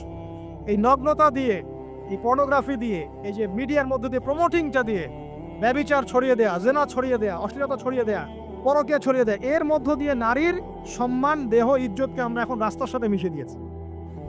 কিসের অধিকারের কথা বলছে? কিসের নারী অধিকারের কথা বলছে? খালি ডিগ্রি সার্টিফিকেট অর্জন করতে পারলেই অধিকার হয়? আমার তো ইজ্জতই ঠিক থাকলো না, আমার অধিকার কোথায় থাকলো? একটা সার্টিফিকেট অর্জন করার জন্য কলেজের মেয়েদেরকে বড় বড় নেতার বেডরুমে ঢুকানো হচ্ছে, দেখেন নাই? তো একটা সার্টিফিকেট অর্জন করতেই হবে আমাকে, নিজের ইজ্জত বিক্রি করে দিয়ে হলেও আমার সার্টিফিকেট অর্জন করতেই হবে। লাথি মারি এসব পড়াশোনার পিছনে, দরকার নেই আমার পড়াশোনা। পড়ছে বাসায়, এলাকায় এলাকায় মহিলা মাদ্রাসা করেন, মাদ্রাসায় মেয়েদেরকে পড়ান। আমি খুব দুঃখের সাথে বলছি, অনেক মাদ্রাসাতেও এরকম ঘটনা কিন্তু ঘটেছে না? এখানে একটা কথা আমরা পরিষ্কার করতে চাই, সেটা হলো যে পাপ পাপী, রেপি, ধর্ষণী, সে আলেম করুক আর জালেম করুক, ইমাম করুক আর জালেম করুক, ফাসেক করুক, সবাইকে সমান শাস্তি নিশ্চিত করতে হবে। আর শাস্তি হবে দৃষ্টান্তমূলক, যেন আরো 10 জন দেখে শিক্ষা নেয়। ওই যে ইসলামে আছে না হাত কেটে ফেলা, কি কারণে বলেন তো? কারণ সবাই যখন দেখবে এই যে খুঁটির সাথে বেঁধে একটা চোরের হাত কেটে ফেলা হয়েছে, এলাকার সব মানুষ দেখেছে, চুরি বাড়বে না কমবে? নিশ্চিত চুরি কমে যাবে ইনশাআল্লাহ। এই যে নারীর অবমাননার ওই যুগের চেয়ে এই যুগে বেশি না কম? আপনি ভালো করে আল্লাহর নূর দিয়ে দেখেন। আমি প্রথমে বলেছি, শুধু বাইরের চোখ দিয়ে দেখলে সব বুঝতে পারবেন না। আল্লাহ পাকে নূর দিয়ে দেখেন, কোরআন সুন্নাহর গভীর জ্ঞান দিয়ে দেখেন, দেখবেন ওই জাহিলিয়াতের চেয়ে 1000 গুণ বেশি জাহিলিয়াত এখনকার বিশ্বে চলছে। আল্লাহ পাক আমাদের মা বোনদের ইজ্জত হেফাজত করুন, তাদের সম্মান হেফাজত করুন। আমরা দোয়া করি আল্লাহ পাক তাদেরকে উচ্চশিক্ষায় শিক্ষিত করুন, নিরাপত্তা নিশ্চিত করুন। কেউ যদি ওদের দিকে খারাপ চোখ তুলে তাকায়, আল্লাহ পাক সেই চোখকে যেন ধ্বংস করে দেন। আল্লাহ পাক তাদের ইজ্জতের প্রতি যদি কেউ খারাপভাবে হাত বাড়ায়, তাদের শাস্তি যেন নিশ্চিত করা তৌফিক আল্লাহ পাক আমাদেরকে দান করে। আল্লাহ পাক আমাদের মা বোনদেরকে মহামূল্যবান মনে করে আমাদেরকে হেফাজত করার তৌফিক দান করুন, আমিন। আর তাদেরকে যারা নগ্ন করতে চায়, আল্লাহ পাক এদেরকে ধ্বংস করে ছেড়ে দিন, আমিন। আল্লাহ পাক বলেছেন, যারা চায় মুমিন মুসলিমদের সমাজে অশ্লীলতা ছড়িয়ে পড়ুক, দুনিয়া এবং আখিরাত উভয় জাহানে আল্লাহ পাক এদেরকে ধ্বংস করবেন। আরেকটা বলে শেষ করি, সেটা হলো, কয়টা বলেছি ভাই? জাহিলিয়াত। ইমাম মুহাম্মদ বিন আব্দুল ওয়াহাব রাহিমাহুল্লাহ, তার একটা বইয়ের মধ্যে 1000টা জাহিলিয়াত আছে। আমি 5টা বাছাই করেছি। কয়টা? 5টা। কয়টা বলেছি? 4টা। এক হচ্ছে কি বলেছিলাম? শিরক, আছে না নাই? রিবা এখন আছে না নাই? 3 নাম্বার কি ছিল? মাদক। আর 4 নাম্বার নারীর অবমাননা। মাদক তো বুঝলেন, এটা তো আমার চেয়ে আপনারা ভালো বুঝেন, মাদক সব জায়গায় আছে। একটা কথা বলি, দেখুন মাদক নিয়ে একটা কথা বলি, শুনুন। আপনাদের কি কখনো গায়ে কখনো ফোড়া হয়েছে? কার কার গায়ে ফোড়া হয়েছে বলি, হাত তুলেন। আচ্ছা, কেমন ব্যথা? ফোড়া ফেটে গেলে কি বের হয়? রক্ত আর পুঁজ বের হয়, তাই তো? তো নবী সাল্লাল্লাহু আলাইহি ওয়াসাল্লামকে সাহাবীরা পরে জিজ্ঞাসা করলেন, ইয়া রাসূলুল্লাহ, কোন পাপের কারণে তাদেরকে এই শাস্তি দেওয়া হচ্ছে? নবী করিম সাল্লাল্লাহু আলাইহি ওয়াসাল্লাম বললেন, তাদেরকে এই শাস্তি দেওয়া হচ্ছে একটা পাপের কারণে, সেটা হলো মাদক দ্রব্য সেবন করা। আর ওই পানীয়টার নামও নবীজি বলে গেলেন, তার নাম হচ্ছে তিনাতুল খাবাল। কি নাম? তিনাতুল খাবাল। এই তিনাতুল খাবাল মানে জাহান্নামীদের রক্ত এবং পুঁজ, এটা খেতে দেওয়া হচ্ছে মাদকদ্রব্য সেবনকারীদের জন্য। আল্লাহ রাসূল সাল্লাল্লাহু আলাইহি ওয়াসাল্লাম বলেছেন, কোনো ব্যক্তি যদি মাদক সেবন করে তার 40 দিনের নামাজ কবুল হবে না। সে যদি আবার তওবা করে ফিরে আসে, আল্লাহ পাক মাফ করে দিবেন ইনশাআল্লাহ। যদি আবারও মাদক খায়, আবার 40 দিনের নামাজ কবুল হবে না। তারপর যদি আবার তওবা করে, আবার আল্লাহ মাফ করে দিবেন ইনশাআল্লাহ। তারপর যদি আবার মাদক খায়, আবার 40 দিনের নামাজ কবুল হবে না। তারপর যদি আবার তওবা করে, আবার আল্লাহ মাফ করে দিবেন। তারপরে যদি আবার মাদক খায়, তখন আল্লাহ রাব্বুল আলামিন তাকে তিনাতুল খাবাল পান করান। প্রিয় ভাইরা, আপনারা মুসলিম না? আমরা মুসলিম না? মুসলিম যুবকদের সবচেয়ে সেরা অস্ত্র হচ্ছে ঈমান এবং নৈতিকতা। অন্যরা জাহিলিয়াতের স্রোতে ভেসে যাক, মুসলিম তরুণরা কখনো জাহিলিয়াতে যাবে না ইনশাআল্লাহ। আমার সাথে ওয়াদা করেন যে কোনো প্রকার মাদক দ্রব্যের সাথে সংশ্লিষ্ট থাকবেন না। একটা সিগারেটেও কখনো টান দিবেন, কারণ সিগারেটটা কি? সিগারেট আপনাকে আস্তে আস্তে অন্য মাদকের দিকে নিয়ে যাবে। সিগারেট খাওয়া শিখেছিস, এখন গাঁজাও খা। গাঁজা খাওয়া শিখলে এখন ওটা খা, এই করতে থাকি। এক পর্যায়ে আপনি এখান থেকে আর বের হতে পারবেন। এখানে আপনার দেহের ক্ষতি, আপনার মস্তিষ্কের ক্ষতি, আপনার পরিবারের ক্ষতি। এমন আপনি যদি পরবর্তীতে গিয়ে পরিবার গঠন করতে চান, আপনি সুখী পরিবারও গঠন করতে পারবেন না, কারণ ভিতর থেকে আপনি নিজেকে শেষ করে ফেলছেন। দুইটা ভয়ঙ্কর পাপের কথা বলে দেই। এই দুইটা পাপে যারা আসক্ত হয়ে আছে, তারা তওবা করে ফিরে আসলে পরেও সারা জীবন তাদেরকে এটা সাফার করতে হবে। কথা বুঝতে পারছেন না? তওবা করে ফিরে এসেছেন মনে করে, তারপরেও আপনাকে সারা জীবন এই পাপের ফলটা ভোগ করতে হবে। এক, মাদকদ্রব্য দীর্ঘদিন সেবন করেছেন, তওবা করেছেন, ফিরে এসেছেন, আল্লাহ হয়তো মাফ করে দিয়েছেন, আল্লাহ পাক মাফ করে দিয়েছেন, বাট আপনি আপনার দেহের যে ক্ষতিটা করে ফেলেছেন, এটা পোষাতে পারবেন না। এক নাম্বার। দুই, তখন আপনি যদি বিয়ে করেন, আপনি স্ত্রীকে সন্তুষ্ট করতে পারবেন না। হ্যাঁ। দুই নাম্বার হচ্ছে এই যে গোপনে যুবকরা যে পাপটা করে, মাস্টারবেশন, যেটাকে আমরা বলি হস্তমৈথুন। এই পাপ যেসব যুবকরা করছে বা করে, এবং অ্যাভেলেবেল এই পাপটা সবাই করে, কারণ এখন পর্নের যুগ। পর্ন দেখলে তো আর কোনো উপায় নাই, তখন তো এই পথেই যেতে হচ্ছে, নিজের উপরে নিজেকে জুলুম করতে হচ্ছে। যারা হস্তমৈথুনে অভ্যস্ত হয়ে গেছে, এরা যদি তওবা করে ফিরেও আসে, শরীরের যে ক্ষতিটা হয়েছে এটা পূরণ হবে না। দেখেন, আমার মতো বয়সে, আমার চেয়ে প্রায় 10 বছর বয়স আগেই তারেক বিন জিয়াদ স্পেন জয় করেছিল। আমার যে বয়স এখন চলছে 30 পার হয়ে গেছে, এর চেয়ে আরো প্রায় 10 বছর আগে মুহাম্মদ বিন কাসিম এই সিন্ধু জয় করেছিল। এখন যে ইসলাম আপনি ভোগ করছেন, এটা তাদের ফল, তাদের এই জিহাদের ফল। তো এখন আমাদের এই যে 20 বছর 30 বছরের যুব সমাজের দিকে তাকায় দেখেন, একবার তাকায় দেখেন, চেহারাগুলো একটু দেখেন, চেহারা দেখেন, এক একটা চেহারা দেখেন, চেহারায় নূর নাই, নষ্ট হয়ে গেছে, নামাজ নাই, চোখগুলো বসে যাচ্ছে, কারণ সারা রাত জেগে থাকছে। ওই যে টিকটক টিকটক টিকটক সারা রাত, হ্যাঁ, সারা রাত ফোনে, সারা রাত গল্প গুজব। রাত্রেবেলা দেখবেন, রাত্রেবেলা শহর যেন জীবিত হচ্ছে। রাত্রেবেলা ক্যারাম খেলে, রাত্রে লুডু খেলে, রাত্রে এটা করে, রাত্রে সে, সারাদিন ঘুম, সারাটা দিন ঘুম। আপনি কি জানেন সারা রাত কে জেগে থাকে? সারা রাত কে ঘুমায় আর সারা দিন কে জেগে থাকে? সারা রাত জেগে থাকে কুকুর, এবং সারাদিন ঘুমায় কুকুর। আর দেখবেন আপনি বিড়ালকে দেখবেন, ও কিন্তু রাত্রে ঘুম, এবং দিনের বেলা সে অ্যাক্টিভ। পাখিকে দেখবেন, পাখি সন্ধ্যা হলো একদম ঘরে, যেই সূর্য ডুববে পাখি একদম ঘরে, দেখেন না, পাখি ঘরে। আর যেই ফজর হবে পাখি বের হয়ে গেল। আর আল্লাহ রাসূল সাল্লাল্লাহু আলাইহি ওয়াসাল্লাম হয়তো বা এই কারণেই, আল্লাহ ভালো জানেন, তিনি বলেছেন এমন কিছু মানুষ জান্নাতে যাবে যাদের মনটা হবে পাখির মতো। সুবহানাল্লাহ। দেখেন পাখি কি করে, একদম সন্ধ্যা হলো ঘরে ঢুকে গেল, যেই ফজর হবে একদম ফজরের আগে আগে সে বের হয়ে গেল। তো পাখির মতো হওয়ার চেষ্টা করেন, পাখির মতো লাইফস্টাইলে আসে, এবং সে সারাদিন পরিশ্রম করে রিজিকের জন্য, করে না? আল্লাহ পাক পাখিকে রিজিক দেন কি চাকরির মধ্য দিয়ে, না ব্যবসার মধ্য দিয়ে? কিভাবে সে রিজিক পায়? তাওয়াক্কুল, আল্লাহর প্রতি তাওয়াক্কুল। আর তাওয়াক্কুল করে কি সে ঘরে বসে থাকে, না রিজিক সার্চ করে, রিজিক তালাশ করে? আপনিও রিজিক তালাশ করেন, আল্লাহ পাক রিজিক দিবে ইনশাআল্লাহ। প্রিয় যুবক ভাইরা, আল্লাহর ওয়াস্তে তওবা করেন। যারা যারা মাদকদ্রব্যের সাথে সংশ্লিষ্ট আছেন বা থাকার সম্ভাবনাও ছিল, এর ধার কাছেও যাবেন না। কথা করছেন তো? এবং গোপন পাপে লিপ্ত হবেন না, গোপন পাপে লিপ্ত হবেন না। আপনি যৌবনকে ধরে রাখেন, ইনশাআল্লাহ দেখবেন আপনি সারা জীবন এনজয় করতে পারবেন ইনশাআল্লাহ। কিন্তু যদি এখন নিজেকে শেষ করে ফেলেন, এখন নিজেকে শেষ করে ফেললে আপনি বিয়ে করলে পরেও দেখবেন আপনি পস্তাচ্ছেন।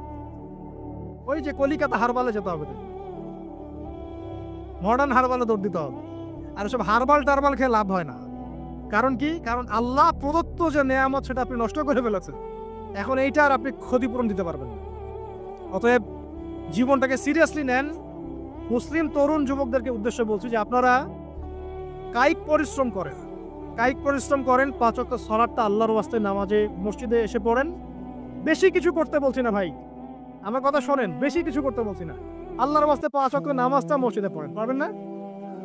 আচ্ছা, ডেইলি 10টা পৃষ্ঠা করে কোরআন তেলাওয়াত করেন, পারবেন? আল্লাহ তৌফিক দান করুন। ডেইলি 2-4 টাকা করে সদকা করেন, পারবেন? আচ্ছা, প্রত্যেক দিন কিছু দাওয়াতি কাজ করেন, আমর বিল মারুফ, সৎ কাজের আদেশ করবেন, নাহি আনিল মুনকার, অসৎ কাজে নিষেধ করুন। পারা যাবে ইনশাআল্লাহ। আপনি হালাল রিজিকের একটা সন্ধান খোঁজার চেষ্টা করেন, পারবেন ইনশাআল্লাহ। পড়াশোনায় নিজেকে ব্যস্ত রাখেন, লেখাপড়ায় নিজেকে ব্যস্ত রাখেন। যদি এর পাশে আপনি সময় পান, আমি বলবো আপনি খেলাধুলা করেন। যদি সময় কিছু বের করতে পারেন, কায়িক কিছু পরিশ্রম করেন, প্রয়োজনে কিছু কসরত করেন, জিম করেন, খেলাধুলা করেন। তারপরেও পড়নে যায় না, তারপরেও গার্লফ্রেন্ডের পিছনে সময় নষ্ট করেন না, তারপরেও যে টিকটক, ফেসবুক, ইউটিউব নিয়ে পড়ে থাকেন, ওগুলোর চেয়ে খেলাধুলা করা অনেক ভালো। অ্যাটলিস্ট আপনি ফিজিক্যালি ফিট থাকবেন। অনেকে বলতে পারে যে এটা না করলে হয়, এটা বাজে কাজ, সময় নষ্ট। আমি মনে করি এখনকার যুবকরা যেসব পথে সময় নষ্ট করছে, এর চাইতে অ্যাটলিস্ট খেলাধুলা করলে ভালো ছিল। একটা সময় ছিল না, আজকে থেকে 10 বছর আগে প্রচুর খেলা হতো না? ক্রিকেট হতো, ফুটবল হতো, এই ব্যাডমিন্টন হতো শীতকালে, তাই না? খেলার লিপ্ত থাকলে কিন্তু আমাদের মধ্যে একটা হৃদ্যতা, একটা বন্ড তৈরি হতো, একটা বন্ড। আমরা অনেক টুর্নামেন্ট খেলতাম না? এখন দেখবেন কিচ্ছু নাই, সব বন্ধ, খালি ফোন, সারাদিন কি ফোন। এটা আরো কি ডেঞ্জারাস না? এভাবে তাদের ফিজিক্যাল বডিটা নষ্ট হচ্ছে, মেন্টাল স্ট্রেংথটাও নষ্ট হচ্ছে। এর চেয়ে বরং তারা যদি কোনো কসরত করে, এটা অনেক ভালো হবে। এটা আমার মত, এটা আমি কোরআন সুন্নাহ থেকে কোনো কথা বলছি না। আল্লাহ পাক বোঝার তৌফিক দিক। শেষ কথা হলো যে আইয়ামে জাহিলিয়াতের আরেকটা নির্মম বর্বরতা ছিল হচ্ছে গোত্রীয় দ্বন্দ্ব। কি ছিল? গোত্রীয় দ্বন্দ্ব। এটাই দিয়ে আমি শেষ করছি। সেটা হলো কেমন গোত্রীয় দ্বন্দ্ব? মনে করেন একটা গোত্রের নাম বনু তামিম, একটার নাম বনু হানিফা, একটার নাম হচ্ছে বনু কোরাইজা, একটার নাম হচ্ছে মনে করেন বনু মাখজুম, আর একটা হচ্ছে বনু আদি। এরকম অনেক গোত্র ছিল। এই গোত্রগুলোর মধ্যে আপোষে দ্বন্দ্ব চলতো, খুব সামান্য কারণে তারা দীর্ঘস্থায়ী যুদ্ধ করত। একটু বোঝার চেষ্টা করেন, খুব সামান্য কারণে তারা লম্বা লম্বা যুদ্ধ করত। একটা উটকে কেন্দ্র করে প্রায় 80 বছর যুদ্ধ হচ্ছে। কত বছর? 80 বছর। এখন আপনাকে বলি, এই যে জাহেলিয়াতের এই যে গোত্রীয় হানাহানি, মারামারি, কাটাকাটি, এটা কি এখন সারা বিশ্বে ছড়িয়ে পড়েছে কি পড়ে নাই? আল্লাহর নূর দিয়ে দেখেন, পড়েছে কি পড়ে নাই? দেশে দেশে হানাহানি বেড়েছে না কমেছে? রাসূলুল্লাহ সাল্লাল্লাহু আলাইহি ওয়াসাল্লাম 23 বছর নবুয়তের জীবনে যতগুলো জিহাদ করেছেন এবং সারিয়া করেছেন, এতে সব মিলে হয়তো 2 থেকে 3 হাজার মানুষও মারা যায় নাই। ঠিক আছে? কিন্তু এখনকার দেখবেন প্রথম বিশ্বযুদ্ধেই কয়েক কোটি মানুষ শেষ, দ্বিতীয় বিশ্বযুদ্ধেই আরো কয়েক কোটি মানুষ শেষ। আর সামনে যে নিউক্লিয়ার যুদ্ধ হতে যাচ্ছে, আল্লাহু আলাম কবে হবে, এবং এটা হইলে যে কি হবে পৃথিবীর অবস্থা আল্লাহই ভালো জানে। এমন নিউক্লিয়ার ওয়েপন্স আছে যেটা আসমানে যদি বিস্ফোরণ ঘটানো হয়, তাহলে ওই দেশের সমস্ত ইলেকট্রনিক জিনিসগুলো নষ্ট হয়ে যাবে। বুঝতে পারেন এই কথা? বোম মারতে হবে না পৃথিবীতে, মাটিতে বোমটা মারতে হবে না, আসমানে বিস্ফোরণ করে দিবে, তাতে আপনার পুরো দেশের যত ইলেকট্রনিক ডিভাইস আছে সব ড্যামেজ। এটা এই যুগ। ওই হিরোশিমা নাগাসাকির কথা মনে আছে? কি হয়েছিল ওখানে বলেন? 2টা বোম ফেলা হয়েছিল, পারমাণবিক বোমা। কে ফেলেছিল? কে ফেলেছিল? আমেরিকা। আচ্ছা, ওই বোম দুটার নাম কি? হ্যাঁ, এই তো জানেন, লিটল বয় আর ফ্যাট ম্যান। ওই দুইটা বোম করে যে কোটি কোটি মানুষ মারা গেল, এখন পর্যন্ত জাপানের মানুষ তার তেজস্ক্রিয়তায় ভোগে। এখনকার পারমাণবিক ওয়েপেন্সগুলো তার চেয়ে অনেক অনেক অনেক বেশি শক্তিশালী, হাজার লক্ষ গুণ বেশি শক্তিশালী হতে পারে। রাশিয়ার কাছে এমন সুপারসনিক মিসাইলস আছে, নিউক্লিয়ার মিসাইলস, যেগুলো শব্দের গতিবেগের চাইতেও 10 গুণ বেশি যেতে পারে। শব্দের গতিবেগ কত হার্টস বলো, তোমার সায়েন্সে পড়ো নাই? তো এই শব্দের গতিবেগের চাইতেও 10 গুণ 20 গুণ বেশি যেতে পারবে কি একটা মিসাইল। মানে মিসাইল আবার আকাশ প্রতিরক্ষা ব্যবস্থা বলে একটা কথা আছে। আকাশ প্রতিরক্ষা ব্যবস্থায় ওই মিসাইলগুলোকে ডিফেন্ড করে দেওয়া যায়, ধ্বংস করে দেওয়া যায় আকাশেই। ওই প্রতিরক্ষা ব্যবস্থাও ধরতে পারবে না কত জোরে মিসাইল যাচ্ছে। এবং সেই রাশিয়াকে উস্কে দিচ্ছে এখন পশ্চিমারা, ফেলো একটা বোম, ইউক্রেনে একটা বোম ফেলো খান। ও যদি একটা ফেলেই দেয় তখন দেখবেন পশ্চিমারা সবাই মিলে আবার যুদ্ধে নেমে হবে, পুরো বেসাকার হয়ে যেতে পারে। আল্লাহু আলাম, আল্লাহ ভালো জানেন। তবে এটা সময়ের ব্যাপার মাত্র যে বিশ্বে একটা ভয়ঙ্কর প্রলয়কারী কিছু একটা হতে যাচ্ছে। বলবো যে ভবিষ্যৎবাণী করে বেড়াচ্ছে। ভবিষ্যৎবাণী করি নাই, আপনার বর্তমান সম্পর্কে জ্ঞান নাই বলেই বর্তমানকে আপনার ভবিষ্যৎ মনে হয়। বর্তমান সম্পর্কে আপনি অজ্ঞ বলেই বর্তমানের জ্ঞানটাকে আপনার কাছে ভবিষ্যৎ মনে হচ্ছে। বর্তমান সম্পর্কে জ্ঞান অর্জন করেন, দেখবেন সঠিক বুঝতে পারবেন। নিউক্লিয়ার যুদ্ধের দ্বার প্রান্তে, তো যেটা বলছিলাম, এই যে গোত্রীয় হানাহানি দেখেন ছড়িয়ে পড়েছে, আর এই হানাহানিকে উস্কে দিচ্ছে কারা? এই হানাহানিকে উস্কে দিচ্ছে একটা শ্রেণী, তার নাম জায়নিস্ট মুভমেন্ট। তারা কি চায়? তারা চায় চীনকে তাইওয়ানের সাথে বিরোধ বাঁধিয়ে দিতে। তারা চায় বাংলাদেশের অভ্যন্তরে একটা ফাসাদ লাগিয়ে রাখতে। তারা চায় মিয়ানমারকে দিয়ে বাংলাদেশকে বিজি রাখতে। তারা চায় ইউক্রেনকে দিয়ে রাশিয়াকে বিজি রাখতে। তারা চায় ইসরায়েলকে দিয়ে প্যালেস্টাইনকে বিজি রাখতে। বিভিন্ন জায়গায় সব সেট করে রাখা হয়েছে আর কি। এবং তার উদ্দেশ্য হচ্ছে পৃথিবী থেকে মানব জাতি কমিয়ে ফেলা। এবং আস্তে আস্তে যেন ওদের যে agenda, they want to rule the world, তারা সারা ওয়ার্ল্ডটাকে রুল করতে চায় এবং ইসলামকে পুরো মুছে ফেলতে চায়। এবং ইসলাম শুধু না, ধর্মতাত্ত্বিক যে কোনো কনসেপ্ট আসলেই ওটাকে মুছে ফেলতে চায়। যে কোনো ধর্মকেই তারা সহ্য করতে পারছে। তো এই উদ্দেশ্য বাস্তবায়নের জন্য তারা এই কাজগুলো করে বেড়াচ্ছে। আইয়ামে জাহিলিয়াতের সেই যে সুন্নত, ওই যে জাহিলিয়াত এখন সারা বিশ্বে এভাবে ছড়িয়ে পড়ছে। অতএব আপনার চোখ কান খোলা রাখতে হবে। ভয়ঙ্কর অবস্থা সামনে, দেখেন না, গভর্নমেন্ট বলছে এখন সামনে ভয়ঙ্কর খাদ্য সংকট দেখা দিবে, কৃষিজ দিকে ফোকাস করতে বলছে এবং নিজেদের খাদ্য উৎপন্ন করার দিকে মনোযোগী হতে বলছে। এই কথাগুলো 5 বছর থেকে বলি নাই, তখন তো খারেজি হয়ে গেছিলাম। এখন এই কথাগুলো খোদ আমাদের দেশের প্রাইম মিনিস্টারও বলছেন, আলহামদুলিল্লাহ, তাকেও সেই বুঝ আল্লাহ পাক দান করেছেন। তো এই যে কথাগুলো, এগুলো কোনো অলিক গল্প কাহিনী না। যারা ওয়ার্ল্ড অ্যাফেয়ার্স বোঝেন তারা জানেন যে বিশ্ব এখন একটা ভয়ঙ্কর একটা অবস্থার সম্মুখীন হয়েছে। এটা আপনারা বুঝতে হয়তো দেরি করে ফেলছেন। আল্লাহ পাক আপনাদেরকে বোঝার তৌফিক দান করুন, আমিন। শেষ কথা বলি, ওই দ্বন্দ্বটা কিন্তু দেশ থেকে দেশ ছড়িয়েছে, যেমন ঠিক একইভাবে ধর্মের মধ্যেও ছড়িয়েছে। ধর্মের মধ্যেও আমরা কিন্তু বহু দলে ভাগ হয়ে গেছি। এমনকি মুসলিমদের মধ্যেও আমরা শততা বিভক্ত বিভিন্ন দলে, আছে না? এক দল আরেক দলের লোকদেরকে সহ্য করতে পারে না, আরেক দল আরেক দলের ইমামকে সহ্য করতে পারে না। হ্যাঁ, এক সংগঠন আরেক সংগঠনকে সহ্য করতে পারে না। এই যে গোত্রীয় হানাহানির সুন্নত, ওই আইয়ামে জাহিলিয়াতের সুন্নত, এটা এখন মুসলিমদের মধ্যেও ঢুকে পড়েছে। প্রিয় ভাইরা, দেখুন, আমি এক কথায় বোঝাতে চাইলাম যে জাহেলি যুগ আপনি যেটাকে বলছেন, আইয়ামে জাহিলিয়াত যেটাকে বলছেন, যে কারণে বলছেন, ওই কারণগুলো প্রত্যেকটা কারণ এখনকার বিশ্বে মজুদ আছে। শুধুমাত্র স্বল্প পরিসরে না, এখন বড় পরিসরে মজুদ আছে। অতএব আপনাকে যদি আইয়ামে জাহেলিয়াতুল আকবার বলে কোনো বিশ্বকে রিকগনাইজ করতে হয়, তাহলে এখনকার বিশ্বকে করতে হবে। অতএব এই ওয়ার্ল্ড অ্যাফেয়ার্সটাকে বোঝেন, জাহিলিয়াতটাকে বোঝেন। এই জাহিলিয়াত থেকে উত্তরণের জন্যে সমাধান কে দিয়েছিল বলেন? ইসলাম কি সমাধান দেয়নি? ইসলাম সমাধান দিয়েছে, কোরআন সমাধান দিয়েছে। রাসূলুল্লাহ সাল্লাল্লাহু আলাইহি ওয়াসাল্লাম 23 বছরের মধ্যেই সমস্ত জাহিলিয়াতকে দূর করে দিয়েছেন, দেন নাই? বলেন, 23 বছর পর কি মক্কায় শিরক ছিল? বলেন, 23 বছর পর কি মক্কায় সুদ ছিল? 23 বছর পর কি মক্কায় জেনা, এই যে আপনার ব্যভিচার, এই যে আপনার মাদক, এই যে গোত্রীয় হানাহানি, নারীর অবমাননা, এগুলো ছিল? তাহলে একজন মহামানব, তিনি 23 বছরের মধ্যেই পুরো সমাজটাকে সংস্কার করে ফেললেন না? সেই রাসূল সাল্লাল্লাহু আলাইহি ওয়াসাল্লামের সুন্নত কি মরে গেছে? সেই আল্লাহ কি মরে গেছেন? নাউজুবিল্লাহ। সেই আল্লাহ পাকের নাজিলকৃত কোরআন এবং হাদিস কি মরে গেছে? তাহলে সেই আল্লাহ যদি জীবিত থাকেন, সেই রাসূলের আদর্শ যদি জীবিত থাকে এবং সেই কোরআন যদি এখনো মুসলিমদের হাতে থাকে, তাহলে এখনকার বিশ্বের জাহিলিয়াত আমরা ফেস করতে পারবো না? পারবো না ইনশাল্লাহ? পারবেন ইনশাল্লাহ? কি করবেন তাহলে? মোটা দাগে কয়েকটা কথা বলে শেষ করে দিই। 1 নাম্বার প্রিয় ভাই, জ্ঞান অর্জন করেন, প্রচুর পড়াশোনা করেন। জ্ঞান অর্জনের ক্ষেত্রে সাম্প্রদায়িক হবেন না, এতটুকু নিব না, এর থেকে নিব ওর থেকে নিব না, এমন হবেন না। জ্ঞান যেখানে পাচ্ছেন নিতে থাকেন, আল্লাহ পাক আপনাকে নূর দিবে ইনশাআল্লাহ। আল্লাহ যখন আপনাকে নূর বা আলো দিবে তার পক্ষ থেকে, আপনি এমন কিছু দেখবেন যা অন্যরা দেখতে পারছে না। আপনি খিজির হয়ে যাবেন ইনশাআল্লাহ আলাইহিস সালাম। যে মুসা আলাইহিস সালাম বুঝতে পারছেন না কেন নৌকা ফুটা করছে, কেন বাচ্চাকে হত্যা করছে, আর কেন দেয়াল নির্মাণ করছে, কিন্তু খিজির আলাইহিস সালাম বুঝতে পারছেন কেন এগুলো করতে হচ্ছে। 2 নাম্বার প্রিয় ভাই, আপনার হায়াতটাকে মূল্যায়ন করেন না।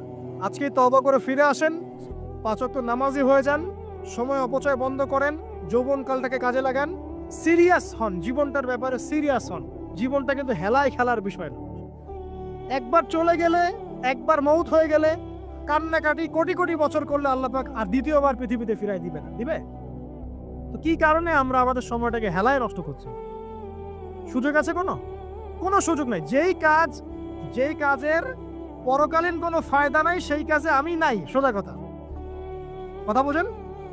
যেই কাজে পরকালের কোনো ফায়দা নাই সেখানে আমি না, এরকম আকীদা রাখবেন। ইলম অর্জন করবেন কেন? পরকালের ফায়দা আছে তাই। নামাজ কেন পড়বেন? পরকালে ফায়দা আছে তাই। প্রেমের সম্পর্ক করবো না কেন? পরকালে ফায়দা নাই তাই। এই মিউজিক শুনবো না কেন? আমি পরকালে কোনো ফায়দা নাই তাই। আমি অহেতুক এসব টিকটকের পিছনে ঘুরবো না কেন? পরকালে কোনো ফায়দা নাই তাই। যে কাজ পরকালে ফায়দা দিবে আমি সেই কাজে আছি। পারা যাবে ইনশাআল্লাহ? আল্লাহ তৌফিক দান করুন। যুবক ভাইদেরকে আমি অনুরোধ করবো যে আপনাদের যৌবনটা আগামী মুসলিম উম্মার ভবিষ্যৎ। এই যে বলে না যে জাতির কাণ্ডারি হবে অমুক তমুক, কেউ জাতির কাণ্ডারি হতে পারবে না। জাতির কাণ্ডারি যদি হতে চায় তাহলে মুসলিম যুবকরাই হতে পারবে। যারা সারাদিন মাদকদ্রব্য সেবন করে এরা জাতিকে কিচ্ছু দিতে পারবে না। যারা সারাদিন হকি স্টিক নিয়ে ঘুরছে আর নির্মমভাবে মানুষকে মারছে এরা জীবনেও জাতিকে কিচ্ছু দিতে পারবে না। ফাসাদ সৃষ্টি করা ছাড়া কিচ্ছু করতে পারবে না। দেশকে, জাতিকে এবং উম্মাকে যদি এগিয়ে নিতে হয় শুধু মুসলিম যুবকরাই পারবে। এবং কারা পারবে? যারা অন্য ধর্মের মানুষ কিন্তু মনটা স্বচ্ছ সৎ, তারাও পারবে। যাদের মনে সততা আছে অন্য ধর্মের হলেও তারা পারবে। যার মনে সততা নাই সে পারবে না। কখনো করাপ্টেড দুর্নীতিপূর্ণ মন নিয়ে কখনো দেশের খেদমত, জাতির খেদমত করা যায় না। বাংলাদেশের সবচেয়ে বড় সমস্যা দুর্নীতি। বাংলাদেশের 1 নাম্বার সমস্যা দুর্নীতি।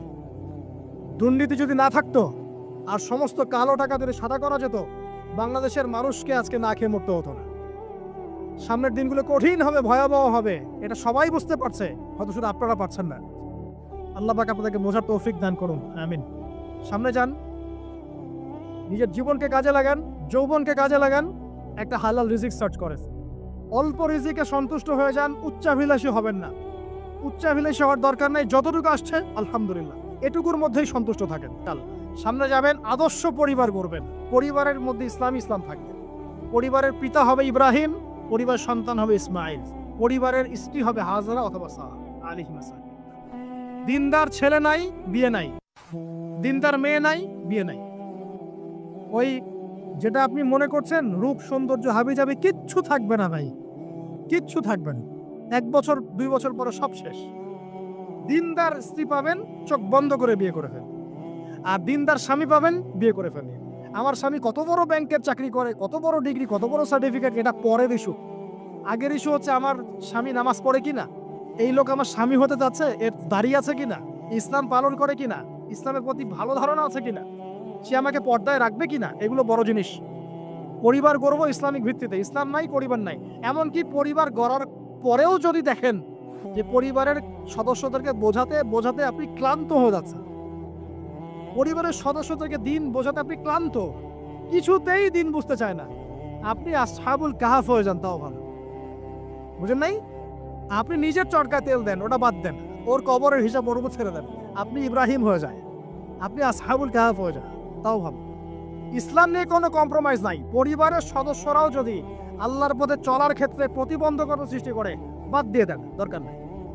আল্লাহর জমিন প্রশস্ত, আল্লাহর জমিন প্রশস্ত, আল্লাহর রিজিক প্রশস্ত। ইনশাআল্লাহ আল্লাহ পাক উত্তম আরো কিছু দিবেন আপনাকে ইনশাআল্লাহ। খেয়াল রাখবেন, পরিবারের মধ্যে ইসলাম থাকতে হবে। এখানে কিন্তু আপনাকে কেউ বাধা দিবে না, এর কর্তা আপনি নিজেই। আল্লাহ পাক তৌফিক এনায়েত করুন, আমিন। পাশাপাশি সৎ কাজের আদেশ করেন, অসৎ কাজে নিষেধ করেন। মুসলিম উম্মার মধ্যে ঐক্যের চেষ্টা করেন, বিভক্তি সৃষ্টি করবেন। সবার মধ্যে ভালো জিনিস আছে, নিয়ে নেন, খারাপগুলো ছেড়ে দেন। এমন কোনো সংগঠন বা দল বা জামা নাই যার 100%ই পরিশুদ্ধ, এমন কোনো নাই, কোথাও নেই। সবার মধ্যেই কিছু না কিছু ভুল থাকবেই, কিছু না কিছু ফল্ট থাকবেই। ওই ফল্টগুলোকে নিয়ে যদি আপনি পড়ে থাকেন আর কাদা ছড়াছড়ি করতে থাকেন, কাজ হবে না। এখন এই যুগটা সেই যুগ না। এটা কি সাহাবীদের যুগ যে চুল ছেঁড়া বিশ্লেষণ করতে হবে? এখন কি খেলাফা কায়েম আছে? সাহাবীদের যুগে খেলাফা কায়েম আছে, ইসলামিক অর্থনীতি কায়েম আছে, ইসলামিক রুলিংস চলছে। তখন সূক্ষ্ম সূক্ষ্ম বিষয় নিয়ে সাহাবীরা একে অপরের সাথে ফিরতে যাচ্ছে, মত পার্থক্য হচ্ছে। আর এখন তো কিছুই নাই, এখন আপনি ওই ছোটখাটো বিষয় নিয়ে পড়ে আছেন, বড় বিষয়ের তো খোঁজ নাই এখন। আল্লাহ পাক আমাদেরকে বোঝার তৌফিক এনায়েত করুন, আমিন। সামনে এগিয়ে যাবেন এবং দিনের জন্য কিছু করার চেষ্টা করুন। আপনার জান, আপনার মাল, আপনার সময় শ্রম দিয়ে ইসলামের জন্য কিছু করে যাওয়ার চেষ্টা করেন। কিছু না পারেন, একটা এতিমখানা করেন, একটা মাদ্রাসা করেন, একটা মসজিদ করেন, ঠিক আছে, একটা সামাজিক সংগঠন করেন, একটা কি বলবো, আপনি যদি পলিটিক্সও করেন, কোনো সমস্যা নাই, কিন্তু এটাকে ভালোর দিকে নিয়ে আসেন, ন্যায়ের দিকে নিয়ে আসেন। দুর্নীতি অন্যায় বাদ দেন, অন্যের ক্ষতি করা বাদ দেন, অন্যের গীবত তুহমতের সংস্কৃতি বাদ দেন, ভালো কিছু করেন, সামাজিক কাজ করেন, মানবতার কাজ করেন।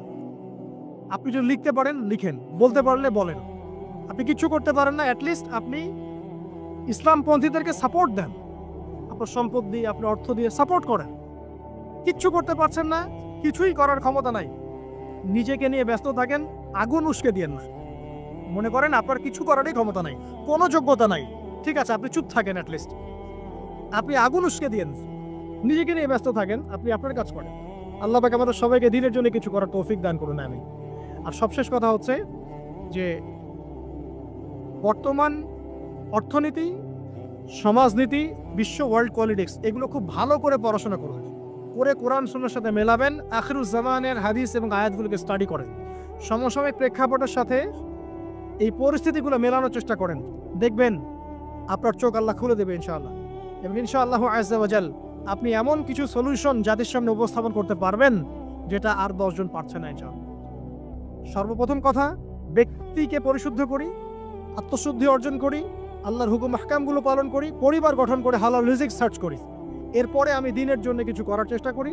যদি আল্লাহ পাক আমাকে আরও বেশি যোগ্যতা দেন, তখন আরও বড় পরিসরে দিনের খেদমত করার তৌফিক আল্লাহর পক্ষ থেকে চেয়ে নেই, আল্লাহ পাক কবুল করবেন ইনশাআল্লাহ আযজা ওয়া জাল। আজকের মতো আমরা আর লম্বা করছি না, এখানে শেষ করছি। নবীজি বলছেন, তোমাদের সামনে একটা জামানা আসবে, এটাও শেষ জামানা হাদিস। তোমাদের সামনে একটা জামানা আসবে, জামানা সবরিন, কঠিন সবরের জামানা, ঈমান ধরে রাখা, হাতে জ্বলন্ত আগুন ধরে রাখার মতো। ওই সময় যদি তোমরা কেউ আমার সুন্নতের উপর অটল থাকতে পারো, আমার মৃত সুন্নতকে আবার জীবিত করতে পারো, তাহলে 50 জন শহীদ সাহাবীর নেকি পাবে ইনশাআল্লাহ। এরা সমাজ পরিবর্তনকারী মানুষ। আর ইতিহাসে যারা সমাজ পরিবর্তনকারী মানুষ, তাদের জীবনে পরতে পরতে বিপদ আপদ বলা মুসিবত আসবেই। আমার ছোট্ট গবেষণায় 4টা ক্ষেত্র থেকে আসতে পারে যখন আপনি হকের উপর থাকবেন। 1 নাম্বার, প্রথম বাধা চলে আসবে পরিবার থেকে। কোত্থেকে? পরিবার। আপনি গতানুগতিক মুসলিম হলে আপনি সব জায়গায় পার পেয়ে যাবেন, কিন্তু যদি একটু কঠোরতা প্রয়োগ করেন যে আমি একদম কোরআন সুন্নাহর 100% ফলো করতে চাই, আমি এমন না যে নামাজও পড়ি শুধু খাবো, এমন হবো না। আমি নামাজও পাবো, শুধু খাবো না, আমি রোজাও রাখবো, আমি যাকাতও দিব, আমি হজমরাও করবো, আল্লাহর বিধানের প্রতি শ্রদ্ধাশীলও থাকবে, চেষ্টা করবো ইসলামটা প্রসার করার প্রতিষ্ঠার চেষ্টা করবো। তখন আপনার প্রথম বাধা আসবে পরিবার থেকে। দাঁড়িয়ে রাখছো কেন? দাঁড়িয়ে রাখলে তোমাকে এরকম লাগে, হ্যাঁ, তুমি চাকরির উপরে কাপড় কেন পরছো, পড়লে তোমাকে অমন লাগে, আগে তো গিটার বাজাইতা, আগে তো গান গাইতা, আগে মেয়ে নিয়ে থাকতা, ভালো ছিল, এখন কেন সারাদিন বই নিয়ে পড়ে থাকো, ইসলামিক বই নিয়ে পড়ে থাকো, নামাজ দিয়ে পড়ে থাকো। হ্যাঁ, কি পরিবর্তন হলো, বাবা মার টেনশন, এখন পিতামাতার টেনশন। কেউ তো এরকম অ্যাডভার্টাইজ বানিয়ে টিভিতে দেখাচ্ছে, এগুলা দেখেন নাই? আগে ছেলে ভালো ছিল, হঠাৎ করে কি পরিবর্তন হয়ে গেল। হ্যাঁ, সুবহানাল্লাহ। আল্লাহর পথে ফিরে আসা মানুষের ক্রাইটেরিয়াগুলো মেনশন করে করে বলছে, এগুলো দেখা গেলে যোগাযোগ করবেন স্থানীয় কর্তৃপক্ষের সাথে, ওই ছেলের মতো সমস্যা আছে। আস্তাগফিরুল্লাহ, আস্তাগফিরুল্লাহ।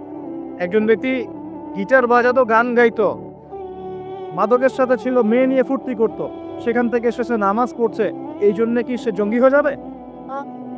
এখন সে মাশাআল্লাহ কোরআন তেলাওয়াত পড়ছে, কোরআন বোঝার চেষ্টা করছে, আলেম ওলামার কাছে গিয়ে পরামর্শ করছে, হাদিস পড়ছে, এই জন্য কি সে জঙ্গি হয়ে গেছে? পশ্চিমারা যা গিলায় আমরা তাই গিলি। পশ্চিমারা যা গিলায় আমরা তাই গিলবো কেন? ওদের কাছে কিসের জ্ঞান আছে? পশ্চিমাদের কাছে কোরআনের জ্ঞান আছে, হাদিসের জ্ঞান আছে? ও ও সিলেক্ট করে দিবে যে কোনটা জিহাদ আর কোনটা জঙ্গিবাদ? আশ্চর্য একটা ব্যাপার। কোরআন এবং সুন্নাহর চর্চা যদি মুসলিমরা করে তাহলে কি তারা সন্ত্রাসী হয়ে যাবে? ওরা তো চাইবেই যেন আমরা এই কাজগুলো না করি। ওরা তো চাইবেই যাতে আমরা কোরআন সুন্নাহর চর্চা না করি। ওরা যা বলে সেই ভাষায় আমরা কথা বলা শুরু করেছি। ওরা বলছে, একটু পরে আমি বোঝাচ্ছি আপনাদেরকে, ওরা বলেছে যে জ্ঞান সেটাই, ভালো করে বোঝেন, জ্ঞান সেটাই যেটা পরীক্ষা নিরীক্ষা যুক্তি বিজ্ঞান দর্শন নিয়ে লাভ করা যায়।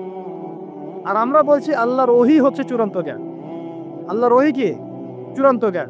এই যে জ্ঞানতাত্ত্বিক পার্থক্য, ওরা যা দেখে না তাতে বিশ্বাস করে না, এই কারণে তারা জিনে বিশ্বাস করে না, আত্মায় বিশ্বাস করে না, আল্লাহ বিশ্বাস করে না, ফেরেশতায় বিশ্বাস করে না, পরে আগের আসমানি কিতাবে বিশ্বাস করে না, নবী রাসূলে বিশ্বাস করে না, কবরের আযাব, জান্নাত জাহান্নাম, মিজান পরিসর কোনো কিছুই বিশ্বাস করে না। কেন করে না? ওদের এপিস্টেমোলজি হচ্ছে, জ্ঞানতাত্ত্বিক দর্শন হচ্ছে যা দেখি না বিশ্বাস করি। ওই দর্শনটা আমরা কাট পেস্ট করে নিয়ে আমাদের ছোট ছোট বাচ্চাদেরকে এখন গিলাচ্ছে এইগুলা। ওই দর্শন কেন ফলো করব আমরা? আমাদের দর্শন হচ্ছে চূড়ান্ত জ্ঞান কার পক্ষ থেকে আসে? আল্লাহর পক্ষ থেকে আসে। আল্লাহ যা সত্য বলেছেন তাই সত্য, আল্লাহ যা মিথ্যা বলেছেন তাই মিথ্যা। আল্লাহর ওহী চূড়ান্ত সত্য মিথ্যার মানদণ্ড, মানুষের যুক্তি বিজ্ঞান দর্শন নয়। এই জায়গায় তো পার্থক্য, সে করেই তো পার্থক্য।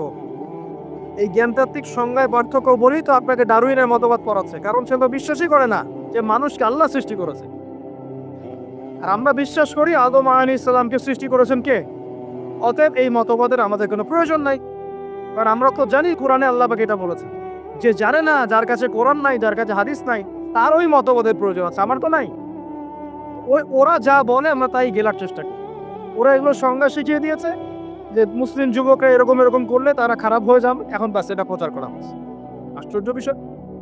আমরা তো চাইবো প্রত্যেক ঘরে ঘরে কোরআনওয়ালা মানুষ তৈরি হোক, হাদিসওয়ালা মানুষ তৈরি হোক, নামাজি হয়ে যাক সবাই, তাহলে সমাজে শান্তি আসবে।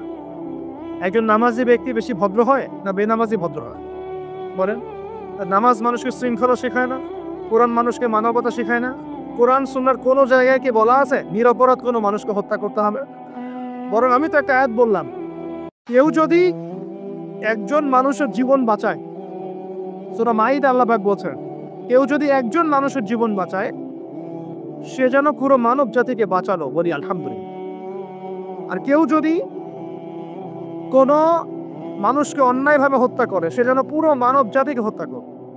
একটু খেয়াল করে দেখেন, সারা বিশ্বে যত মানুষকে হত্যা করা হচ্ছে মুসলিম কান্ট্রিগুলোতে, সিরিয়া, ইয়েমেন, প্যালেস্টাইন, আফগান তো চলে গেল, তারপরে আপনার ইরাক, লিবিয়া, জর্ডান, লেবানন, ঠিক আছে, ওই যে রোহিঙ্গা, তারপরে উইঘুর, মুসলিমদেরকে যেখানে যেখানে হত্যা করা হয়েছে, এখানে মানবতা বিরুদ্ধে অপরাধ হয়নি?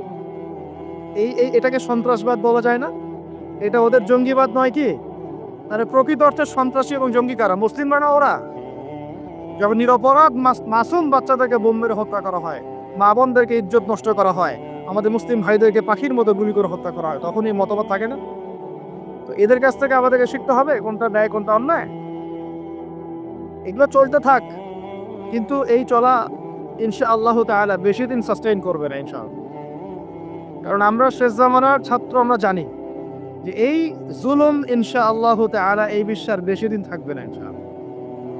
অচিরে আল্লাহ রাব্বুল আলামিন এমন প্রজন্ম আনবেন, এমন নেতা আনবেন যাকে আল্লাহ পাক বলছেন তার নাম হবে মাহদি, এবং তার নাম মুহাম্মদ, তার টাইটেল মাহদি। বাবার নাম আব্দুল্লাহ, মায়ের নাম আমিনা। মুহাম্মদ সাল্লাল্লাহু আলাইহি ইসলামের বংশধর থেকে একজন। তার সাথে আল্লাহ পাক ঈসা আলাইহিস সালামকে পাঠাবেন, এবং তিনি এই পুরো জুলুমের শেকড়টাকে এমনভাবে উপড়ে ফেলবেন যে 40 বছর তার ন্যায় এবং ইনসাফের শাসন না আসা পর্যন্ত কিয়ামত হবে না ইনশাআল্লাহ। অতএব সামনে অপেক্ষা করছে এই বিজয়ের দিন। খুশি হচ্ছেন না বেজার হচ্ছে? ইনশাআল্লাহ তাআলা এই দিন আমরা দেখে যেতে পারি না পারি, এই মেসেজটা তো পৌঁছে দিতে পারি যে সামনে এটা আসছে ইনশাআল্লাহ।